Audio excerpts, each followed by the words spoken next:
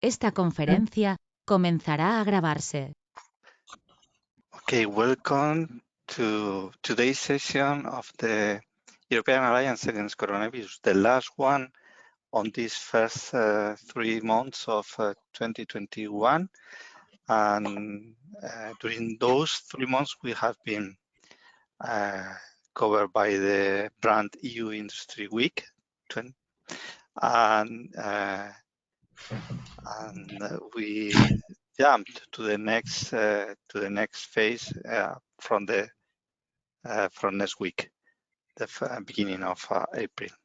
Anyway, this session is being recorded.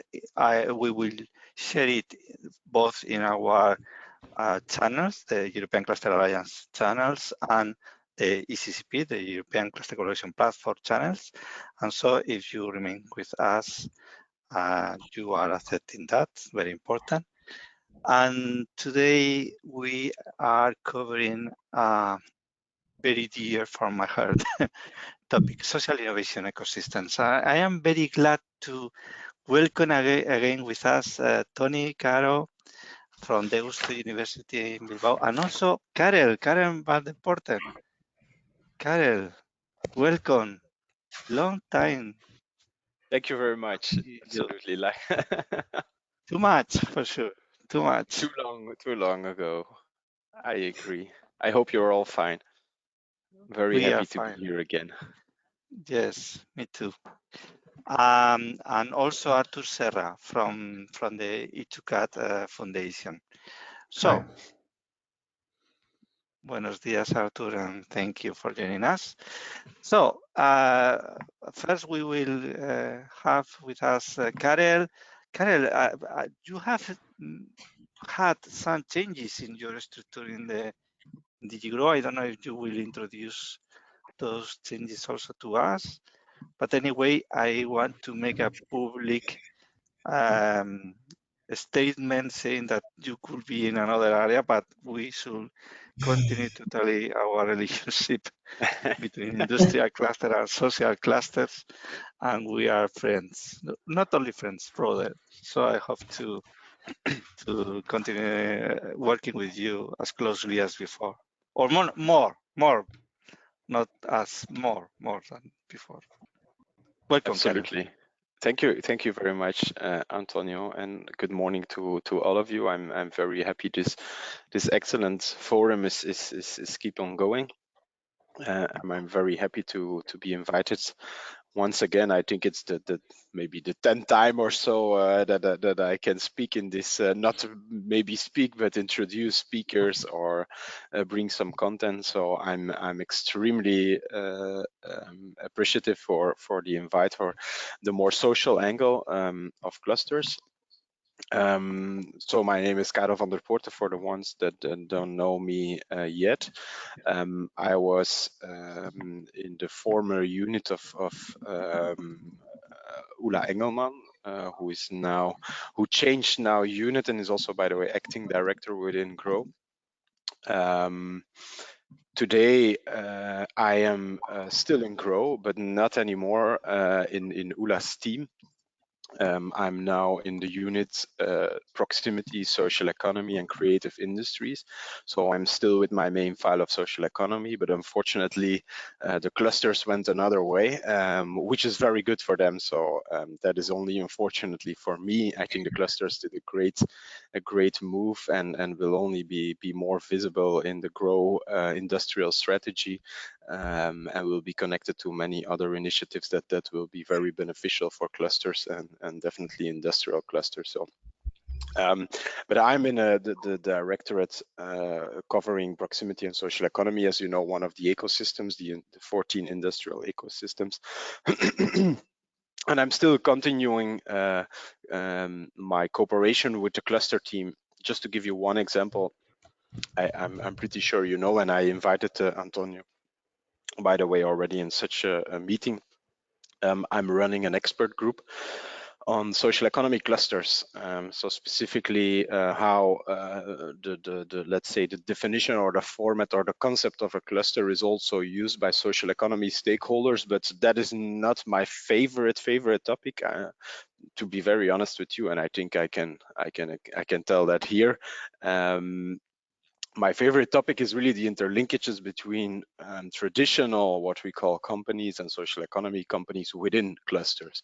So no segmentation or no different rules, but really use a cluster to bring together partners in the same area in proximity of each other that have maybe a joint interest that goes slightly beyond their own business perspective. And I see that Alberto is present as well. He will definitely have a lot of experience in this regard from the shared value principle and what he is doing. So that shouldn't sound very familiar to him and probably to many others as well. And there I bridge very nicely to the social innovation, because we have somehow not invented, but came up with a concept on how social economy is using clusters, and we call them clusters of social and ecological innovation. Why we have chosen this? Because usually social economy wants to create social impact in their business through their business model, but social is a bit too narrow. We see that this is also happening a lot in, for example, circular economy, in the energy world, so sustainable energy.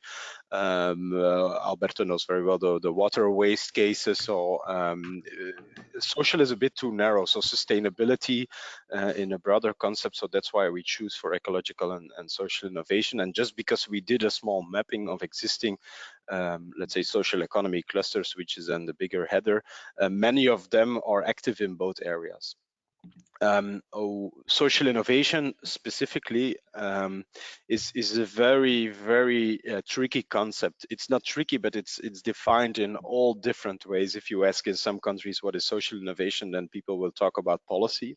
So it's innovation within social policy. So how to come up with new government initiatives, how to come up with new grant systems, funding systems, etc.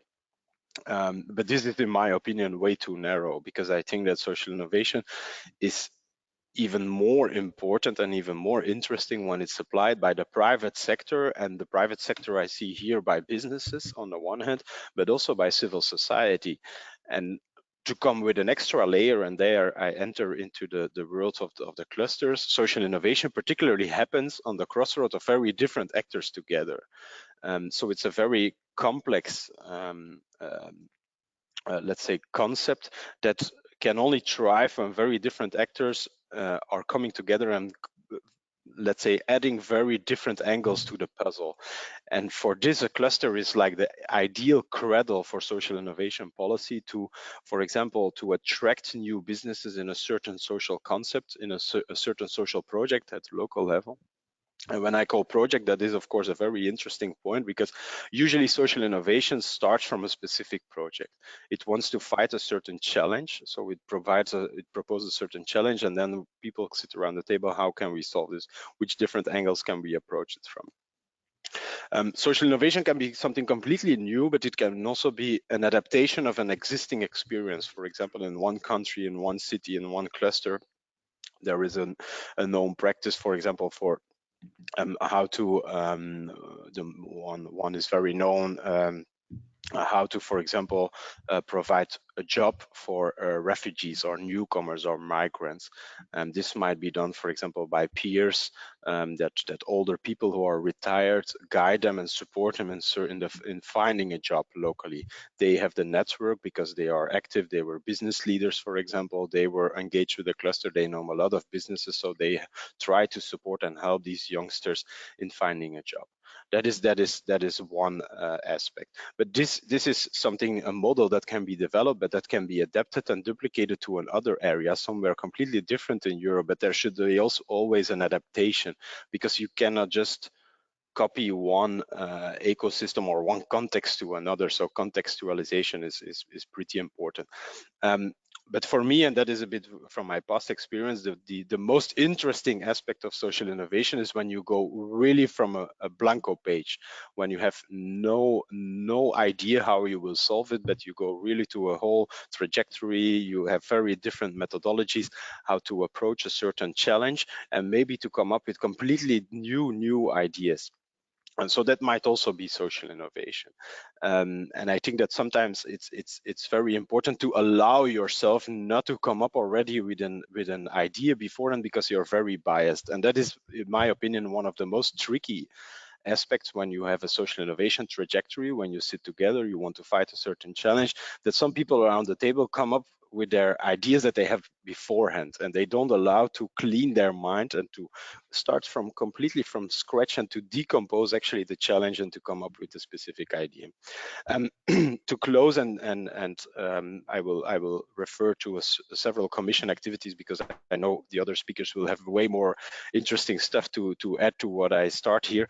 But for DG Grow, social innovation is particularly important as a driver for new enterprises, for new businesses, because you start from a project, you start from a certain solution for a societal challenge, but this might turn into a business model. And that's what we usually call a social enterprise, but this might also be done by a regular enterprise. For example, the aspect of social intrapreneurship, that is where social innovation is used to set up a new business from within an existing business to solve a certain societal challenge, but by doing business. So by adding a business layer towards it, also to make it sustainable, to not make it dependent, for example, on government grants. For DG Grow, this is extremely important because these are also the entrepreneurs of the future that combine an economic added value together with a social impact, but also an environmental impact.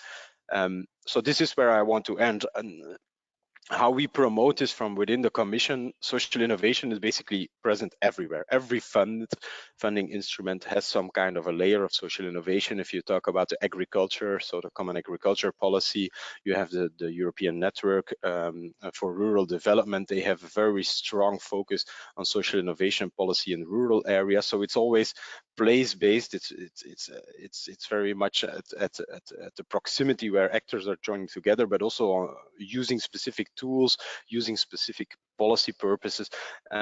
So that's why it's present basically everywhere. Within Grow, we have a competition to support new entrepreneurs using social innovation, so the social innovation competition. This competition will kick off in the coming months. Again, it took already place for several years. We have every year we had a topic, for example, plastics, so how to solve the plastic waste issue. We had one on equality rebooted, so basically digital solutions for social questions, for example, for homelessness, for example, for to the waste of food, etc., all with digital tools. Last year's challenge was on textiles, so how to create more, let's say, sustainable value chains for textiles. One last point, and that is not the DG Grow action, but is very important for the future. Since this year, the European Social Fund, so one of the biggest funding instruments of the Commission, will implement competence centers for social innovation at national level. So every country will have from this year on, or in cooperation with another country, or a single competence center in one member state to support the practice of social innovation, to create and to support new entrepreneurs using social innovation, but also as a policy tool and also as a tool for existing businesses. I think this is something very new and might be very important to drive new social innovation capacity also at a local level. I think we should, of course, wait how it works, but this is now fully running and will actually is already published, I think, last week, which competence centers in which countries are present. I will stop my introduction here. I'm really looking forward to the contributors that are coming after me, but I really hope that you're somehow triggered by the concept of social innovation and that you're interested to run certain programs or to connect with certain social innovators within your own expertise, your own clusters, and your own environment. Thank you very much, and have a good meeting. Sorry, you are very welcome, Karel. Very interesting. We will come back to you soon after the speeches of Tony and Arthur. So now, Tony, welcome again with us, and the floor is yours. I give you the presentation rights. Thank you. So while we present the PowerPoint, I want to thank Antonio and the Alliance for this invitation and for this. Wait, I will put this. For this opportunity to build the collaboration, I am for sure clear that building these bridges between the clusters and social innovation help us building a vision for the social innovation ecosystem that we are trying to put forward. And I want to start with this image from the old town in Bilbao, just to say that collaboration, clustering, and networking laid it back. Sorry, we Yeah. are not seeing your screen, I think. Oh, you are not seeing the Not screen? yet. Wait. Okay, wait. Let's see. Now, you see my screen now? Yes, not in full screen mode yet. Coming? Okay, here. Perfect. So Go on, please. that's Thank you. I wanted to show. That's the on the left, the old town plan of Bilbao. That's in the 14th century, just 200 years after the inception of the city. The medieval foundation, the guilds and the merchants organized themselves and sorted out in each street in these 7 streets by sector. We had the butchers, the fishers, the craftsmen, and the streets today keep their names, so we have the history there. But we have gone through many transformations through history.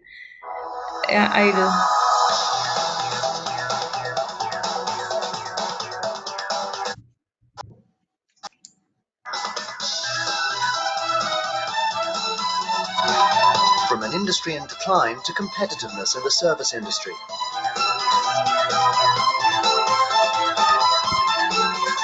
From a despoiled environment to urban excellence.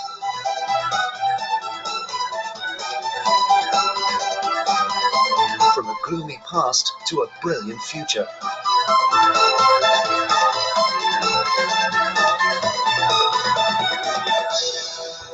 Bilbao, the fascinating transformation. At the beginning of the 1980s, Bilbao saw a brutal industrial crisis.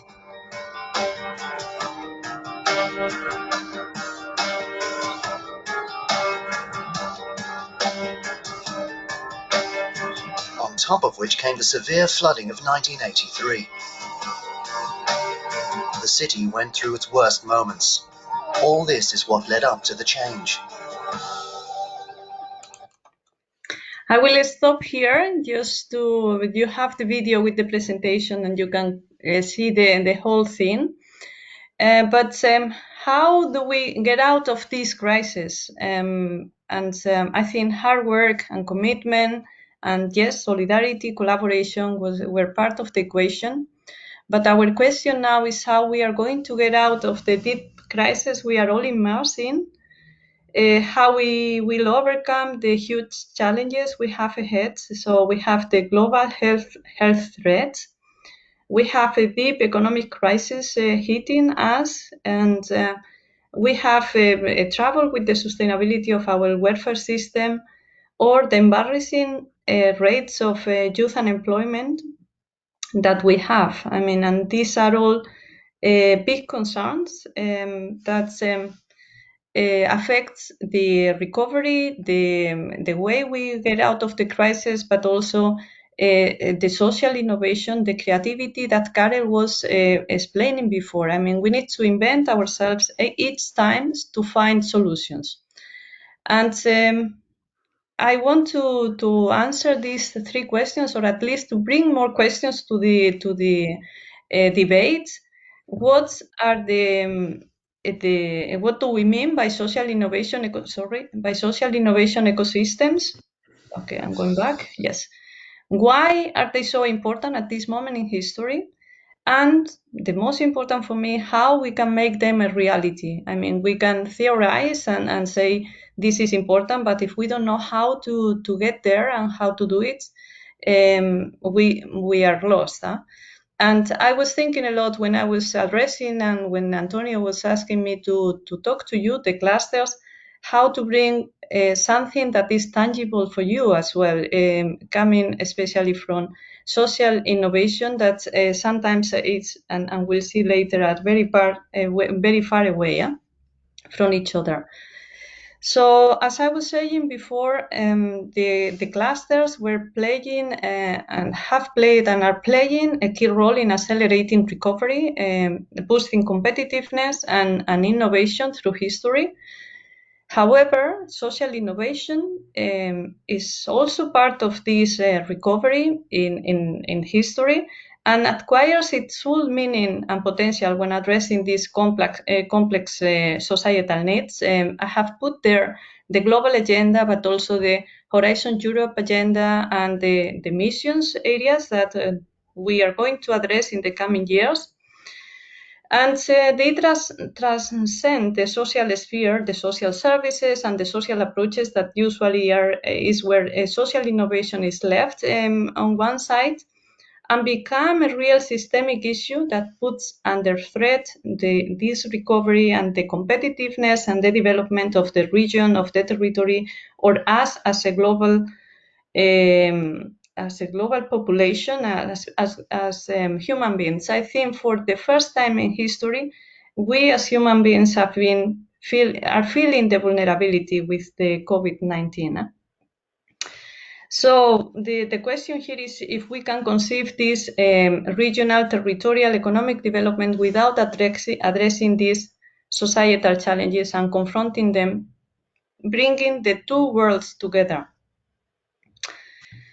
And why? Why? That's the question. Is usually because we are not properly responding to these challenges. What are we doing wrong if you are doing your part, generating wealth, employment, clustering in sectors, sharing knowledge, building alliance like this one? If we academia are doing research, delivering knowledge, incorporating societal impact in our research questions and results, if policymaking are boosting their initiatives for development, like Karel was telling us, so what are we missing? Why are not we delivering? And we are seeing the social divide growing bigger, the global value chain disruptive, the health system stress, and we are losing innovation capacity. So I have now the five hows that how we are going to answer to these challenges. The first one is that we have to bridge the horizontal and vertical divides. We see there in the graphic that we don't really know how to connect with other sectors and policies. That's the horizontal divide in the bottom. We are working in our silos with our sectors, and so the industry, the competitive strategy, but they are dissociated from each other, the sectorial, but also the policies, as I was saying before. And the issue is how we connect these dots there so that we can become with solutions that are more a systemic approach.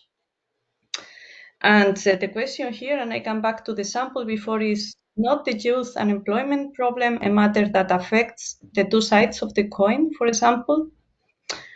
And the other thing is that we need to connect the different competence level, and that's the vertical divide. So we have the local, the regional, the national, and we can go up in the different levels to the global level.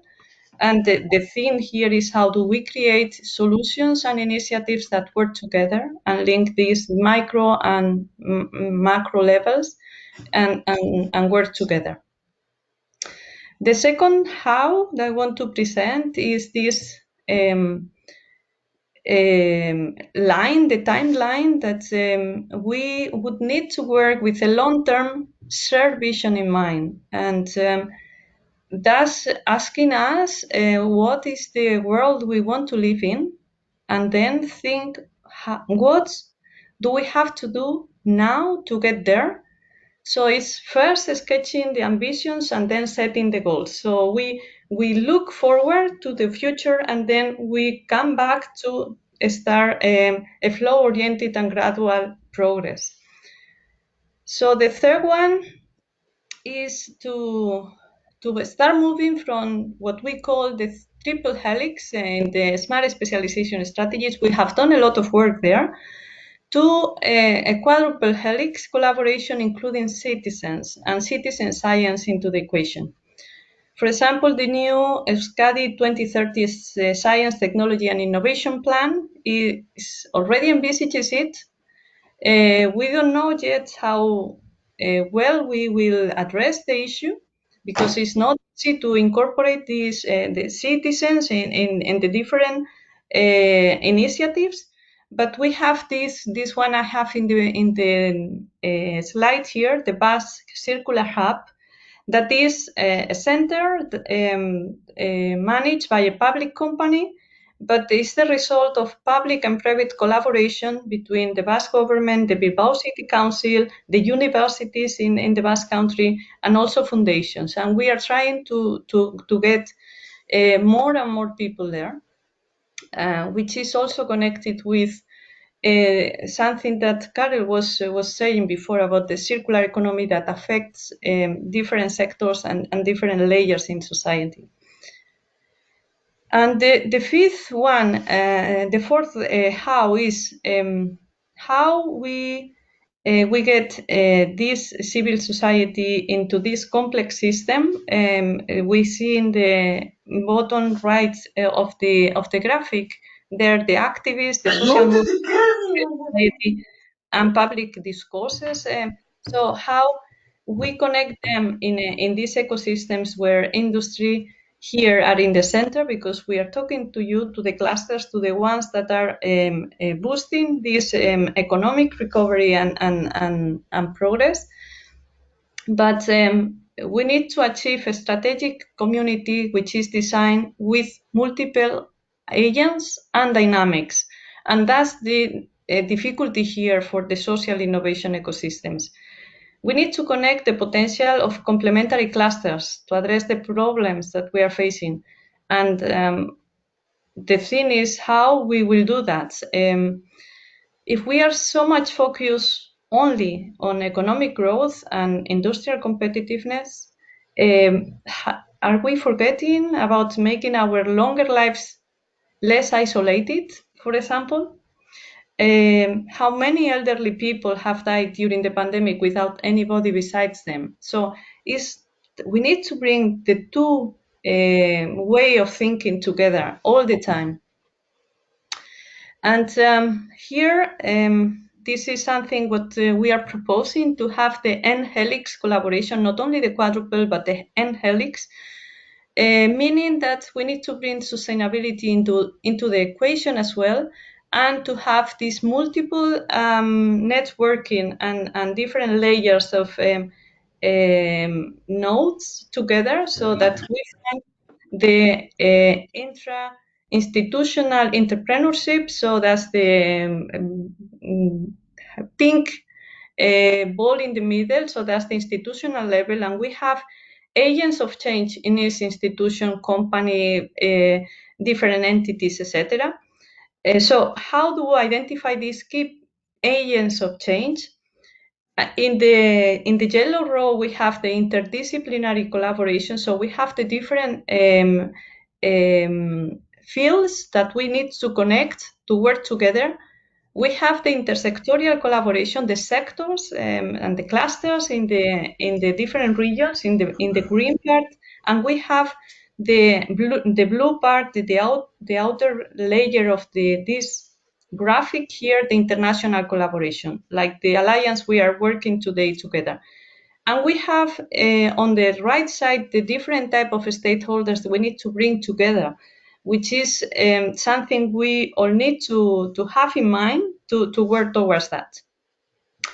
So I won't extend a lot, but I want to leave you here in the presentation this successful case from the group of Urbegi, that is one of the largest Spanish entity in the fourth sector. They are private companies with an important social focus, with 20 years of experience, that work internationally promoting the local network project. And this is a revolutionary system created to help powerful virtual communities around collaborative multi-territorial networks. So we have all this information here. I will leave it for you, not stopping here, but they are working with the hubs and they are working with ecosystems at the international level, but also at the national networks.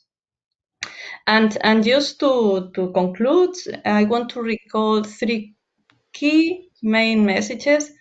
One, that transformative change needs complex collaborative answers, that's for sure, and there the industrial, the competitiveness, the social comes together. Competitiveness and economic growth need to go hand in hand with the development of social innovation ecosystems, helping us democratize innovation. So the more innovators and entrepreneurs that we get into the system, the more capacity we'll have for finding solutions and creative way out of the crisis. And the third one is the qualification and training of human resources and their involvement and participation in the definition of strategies and development process are going to be more and more one of the clearly and separate aspects of innovation policies. So I really think that competitiveness will be enriched by diversity with sustainable and helix social innovation ecosystems. So thank you very much. I hope this is clear message from me, and I'm very glad to discuss it with you later. Eskerrik asko, Tony.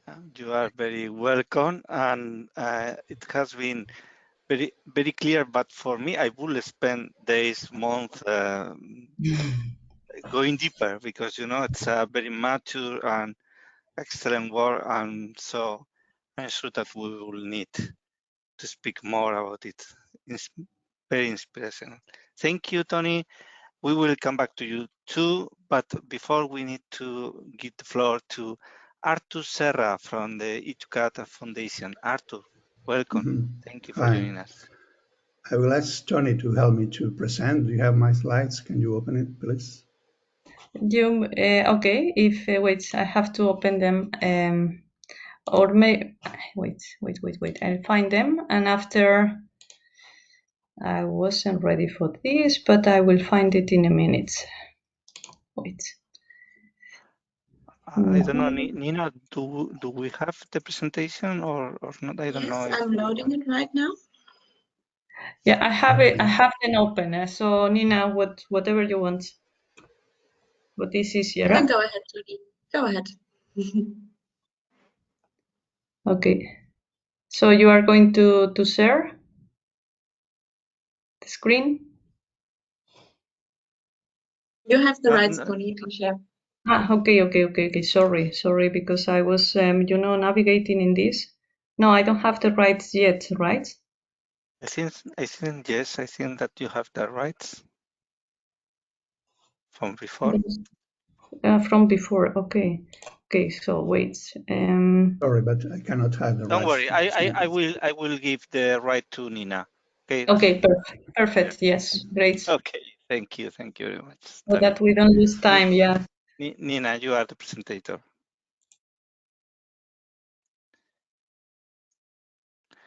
Okay, so Artur, if you want, you could start. Yes. Perfect. Thank you, Nina. Yes, thank you very much for inviting me. I am the Deputy Director of this Ichikata Foundation, and I will explain about this specific project we are developing in the southern part of Catalonia called Collaboratory Catsud. This is why the title I will present you is Clusters, Living Labs, and Collaboratories, and consider that this is a work in progress. Next. A brief introduction to my foundation. This is a 15 years old foundation on the technology of internet in Catalonia. We designed this foundation as a collaboratory structure. And you have 4 universities now at the bottom. On the left, you have the public institutions, mainly the Generalitat of Catalonia, the regional government, and the city of Barcelona. The president of the foundation is the Minister of Digital Policies.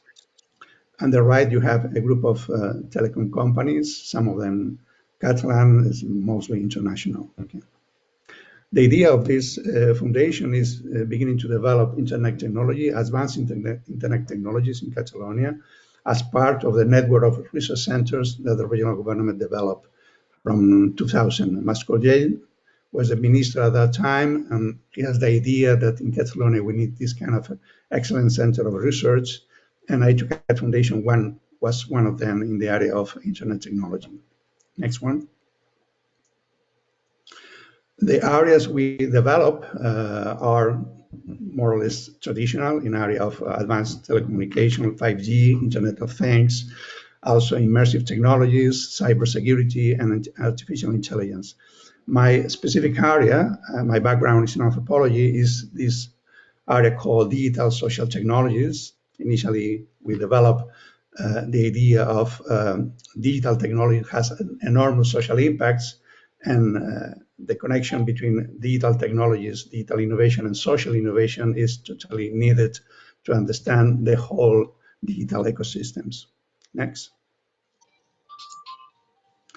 Okay, the COVID accelerated this idea that Ursula von der Leyen launched about we must make this decade the digital decade in Europe. This German word, Digitalisierung, understand and express very well this mission.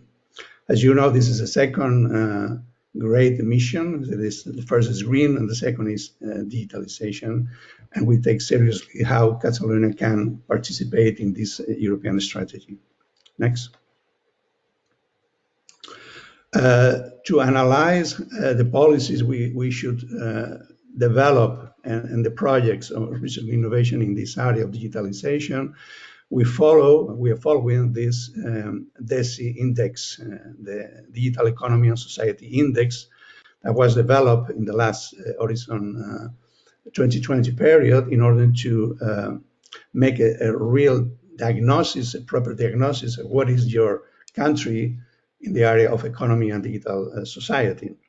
The regional government, using the same methodology, has applied this DESI to develop a regional index. The first one in Spain was the Basque Country, and we follow the same methodology to develop a DESI in Catalonia. And this index composes 5 elements: connectivity, human capital, the use of internet services, integration of digital technologies in companies, and digital public services. As you can see in the graphic, the weakest point we have in our society in Catalonia is the integration of digital technologies in companies. In the area of connectivity, we are quite good in relation with the UE. You have the UE index and the Catalonia index in blue, and even in digital public services, but not in integration of digital technologies in companies. That means that we will focus in the next years in our foundation, trying to connect all these advanced digital technologies we have developed in the last decade to the companies in our region. Next. To doing that, we have developed a specific social digital architecture, what we call the Catalonia Collaboratories. Okay. This strategy is based in this hypothesis, the universal innovation ecosystems. Until now, the telecom universe is very familiar with the concept of universal access. Okay. But universal access to a network like the internet that was rooted and created by the research and innovation community means that this is not a normal telecommunication infrastructure. This is a telecommunication infrastructure very well connected to the research and innovation ecosystems. Fortunately, more and more people are connected to this network. It's not anymore a network just for the research and innovation community, but it's for everyone. But what is not so common is what is the kind of social structure this kind of network will allow. This structure for us is called the labs. Is a factory was the main institution in the industrial society. We need to integrate these industrial societies in a new ecosystem called the digital society, digital economy and society. And that means that the lab will be, and the innovation will be an essential structure of this kind of new companies, new structures. And a universal innovation system means that not only companies, but also other actors in societies like municipalities, vocational training schools, NGOs, I think everyone should be called to participate in this kind of universal innovation ecosystems. I think that the European culture is very keen to understand this structure. We have a continent that we spent 2 world wars to understand that we need universal structure that make the cohesion in our societies. We build first the health system have a universal structure, also the educational system.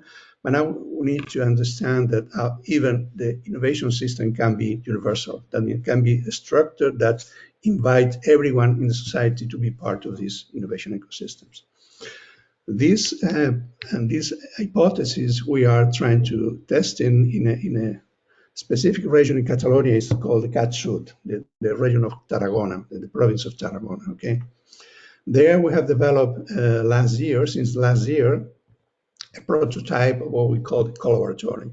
Collaboratory is a network, it's a mesh of the different innovative expressions we can see in this territory. Okay, what we call that the lab of labs. Okay, we come from this tradition. We are founding member of ENOL, European Network of Living Labs, and all this approach of living labs, open innovation is very familiar with the digital world, with our institution. Okay, this open innovation living labs world has been evolved.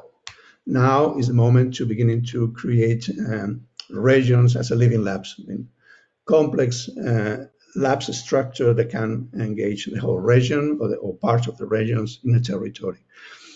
We started this project called Collaboratory Cat Sud, putting together this kind of collaboration between the regional government, our foundation, the local universities, Universidad Rovira Virgili, the municipalities and the Diputación in this province, but also CENFIN. CENFIN, this is marked by the blue arrow, is the cluster. The next one, please, is the furniture cluster in this region. Okay, here you got a little bit of description. Alberto Pesi is the leader of the Living Lab communities, of the cluster communities in Catalonia, I know them very well. And I see here JCL Madrid. Hi, JCL. As a new, okay. Maybe he will explain the details about this presentation because it's quite interesting for us. CENFIN is this furniture cluster, mostly composed by a small and medium company, and is situated in the very specific tiny village in southern part of the Catalonia called La Sénia. Okay, but this is the leaders of this cluster that has also companies from the País Valencià, from Valencia, from other parts of Spain. And the most important thing is the evolution that this cluster has been following with the leadership of JCL. And I will introduce a little bit the interior living lab that JCL Madrid is developing in this cluster, a little bit moving the goal, not only focus on wood, on furniture, but with a more abstract concept of interiors, the interior parts of the habitat. Next one. The idea of these interior living labs, and if I can, I can give the word to JCL in order to explain a little bit. If I understood well, JCL is just beginning to consider that, for example, the tourist industry based in hotels, the clusters and things can help through this living lab to redesign completely this habitat, the hotel. They have made a very good analysis of different kind of typology of people that goes to the hotel, and with a combination of the physical and digital tools, they are beginning to create prototypes of what kind of interiors the hotel would develop in order to fit the demands of this kind of different kind of people. Mm-hmm. This is very interesting. Even the COVID has presented an even bigger challenge because now we all live in kind of interior. The houses has been converted in our way of working. That means that many people are beginning to to feel the need to redesign the interior buildings as part of this kind of community of teleworking or distant working or whatever. That means that from an evolution from this small cluster of initially wood, then furniture, now interiors, they can begin to create a more complex system of innovation. And the good things next is how this Living Lab community is now connecting with the European Network of Living Labs. These are a little bit the different parts in the interior Living Lab is developing, from producers with interior designers redesigning the habitats and considering the user as an active participant in this redesigning of the interior Living Labs. And the next one, I will introduce what the collaboratory is offering to this Zenfin and Interior Living Labs.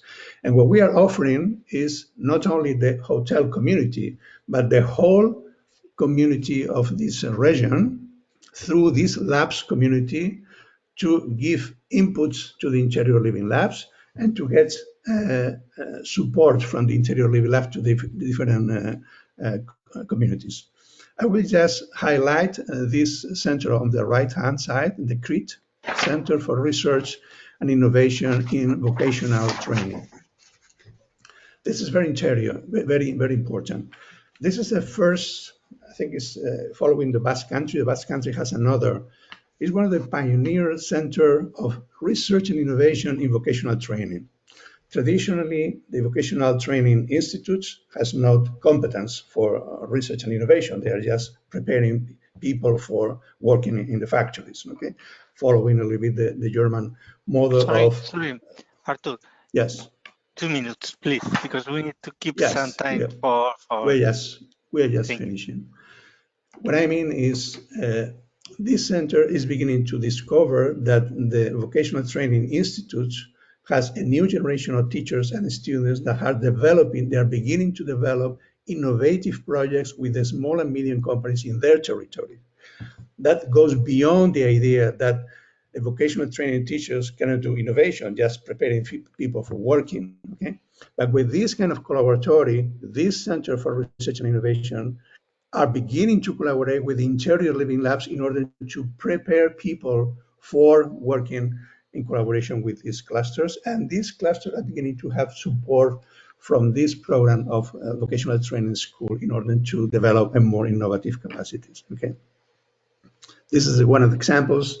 On the left-hand side, you have the Fab Labs. This is another community of digital fabrication that we have in Amposta, and they are beginning also to collaborate with Interior Living Labs in the same purpose.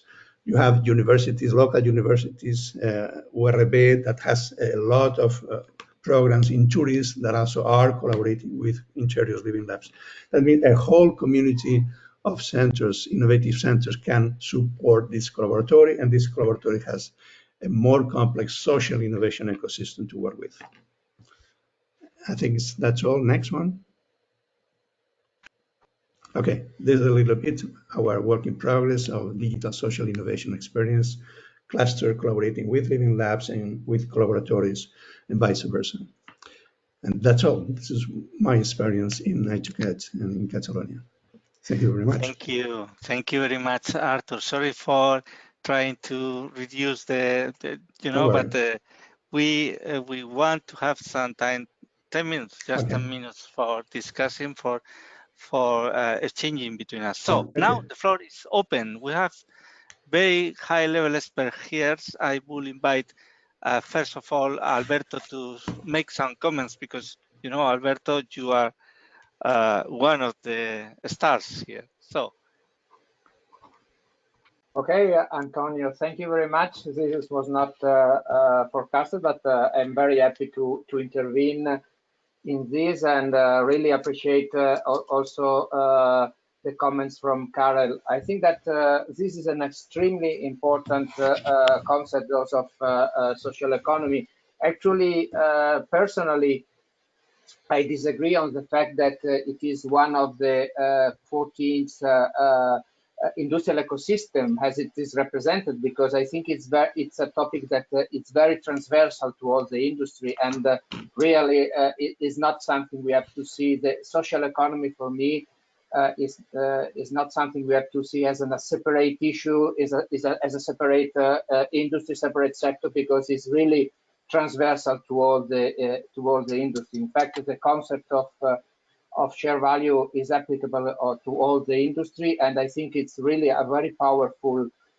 concept methodology that it could, starting from the cluster, because the cluster, as I said, is a way of bringing this new way of working to SMEs. This is something that is already in place since 1 decade, but it is more implemented by big multinationals, especially in the US, as an evolution of the concept of social responsibility. But really, share value is completely new, and I think that really cluster has a lot to say, a lot to do in this, because it is really where new way of working, new strategy are shaped, and really this is what social share value is about. And again, but this is should include also for me a new way of measuring the well-being of people, and this is something that is nothing new. There is a lot of experiment, a lot of initiative already in place, like the Social Progress Index, that the Human Development Index, that are measuring not only the creation of economic value, but also with a wider approach to welfare and well-being of people of the community. So I think it's a topic that is very, very interesting. I will always happy to contribute when I can on this. And so I hope that this change in the administration, in the European administration, that social economy is another place, that the clusters is something just not relevant for continue collaborating with Karel and with all the other people that are working on this. And I totally agree with Antonio when he says this. So thank you very much for this session. Thank you to you. Karel, where are social clusters now? Where are they situated in Europe? They are everywhere. So I pretty much agree with Alberto, and maybe I need to explain a bit more the ecosystem vision versus social innovation versus social economy versus the clusters. So first of all, social innovation is a practice. It's not something that belongs to one sector. It also doesn't belong to the public or the private or the citizens. It's a methodology. It's a way of overcoming certain or approaching certain challenges, as I introduced. So, but of course, from its natural point of view, its natural interest, social economy is of course a very big driver for social innovation, because their ultimate goal is to create social impact. So that is usually their number one goal, so that they are very important. To use social innovation is a bit undeniable, but as I explained, this is pretty much in every sector, in every industry, even if it's not belonging to the social economy, a perfect way to also create new product innovation, for example. I give you just one case that is not even very much considered as social economy, but in Belgium, in my hometown, there is very recently a new business called Robinetto. They are somehow a local spin-off, not a spin-off, but a variant on the soda stream. You know, the bottles that you can make your own, let's say, a sparkling water at home. but they have come up with a business model for businesses and big enterprises, and also for restaurants, so that you can use tap water, that it's extra filtered, that you can carbonate the water, and they are just doing it from the idea, from an ecological mission. They have invented a specific machinery for this, but in the end, it has nothing to do with the business model of a social enterprise. So it's not that they are, for example, keeping the profit within the enterprise, or that they are a cooperative or whatever.